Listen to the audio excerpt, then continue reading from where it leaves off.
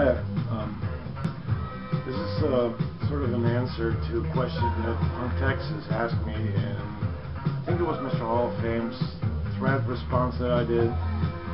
I'm not too sure if it really was his thread response, but anyway, Punktexas wanted to know what my favorite post-punk records were. So here we go. I already had post-punk records, but to be quite honest, I never knew they were called post-punk until I read this book. Rip It Up and Start Again, Post-Punk 1978 to 1984. It's a great, great book. If you ever want to get into post-punk, this is a book you should read. It tells all about where it came from, all subgenres within the post-punk genre,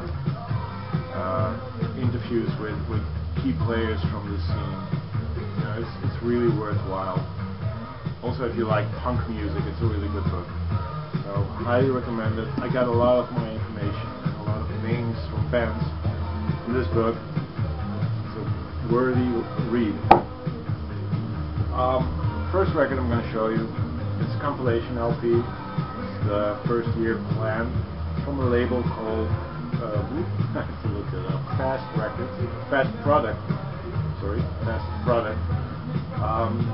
They were a small independent label in the UK that were one of the key players in the whole post-punk scene. This LP consists of the first 6-7 inches that they released, including 7 inches for, it says here, Gang of Four, Human League, Scars 2.3, and the Mekons. There's 2 7 inches on it from the Mekons, but why I show this is the 7 inch from Gang of Four. It's up there. It's got 3 tracks. All of those 3 are on here. Damaged Goods, Love Like Anthrax, and Armalite Rival. Sorry.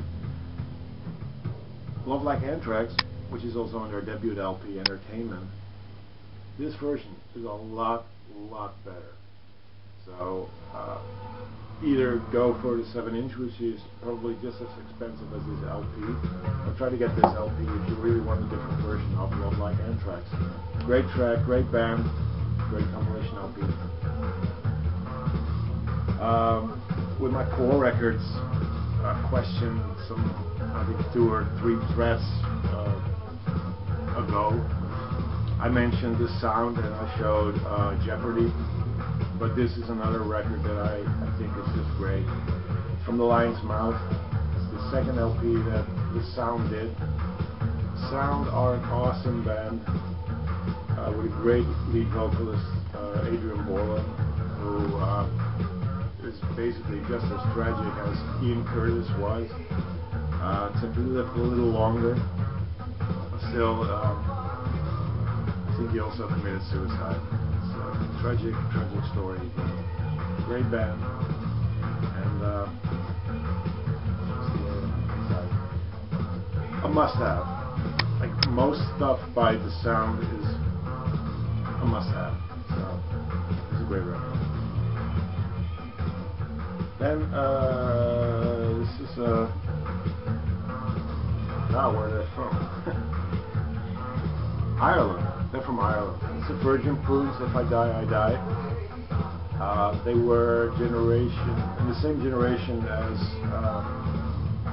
U2. U2, when Stadium Rock, these guys stayed weird. Seriously. I like these a lot better than U2. I'm not a big U2 fan. Actually, I'm not that. I don't really like them at all. These guys are a lot weirder and cooler, and you know, just a great album. If I Die, I Die. You have to get used to the vocals because they're a little strange, they're a little out there, but the Virgin Prunes, worthy. This is playing in the background. I don't know if you can actually see it. Maybe you can. There's not light right now. It's Nasmak with 4 clicks.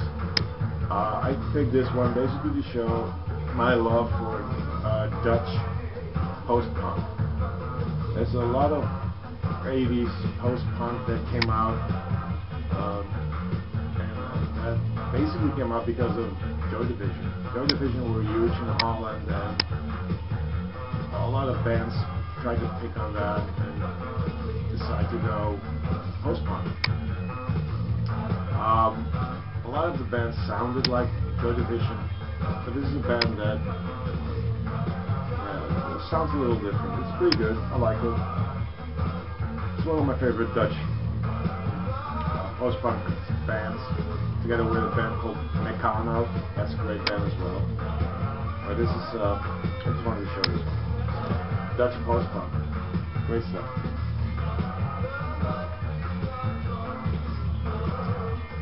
And Basement 5. Basement 5, a band from the UK. They were produced by Martin Hannett, who did Joy Division among others, I think New Order as well. As you can see, these guys are not your typical post-punk guys. They play reggae music with punk influences, or punk with reggae influences. I'm not quite sure what it is. I like to call them the UK equivalent of Bad Brains, except Bad Brains came from a hardcore punk background. These guys came from a late 70s UK punk background, which is not as fast as the American equivalent. Great band, great political text, and okay, you have to get into the whole mixing punk with reggae thing, but that was what post-punk was about. Post-punk was about taking punk, the attitude of punk, and putting stuff in there that you were into, either like reggae or jazz or funk or metal even, you know, just do what the hell you wanted to do with the whole punk attitude. That was post-punk, and this is one great example.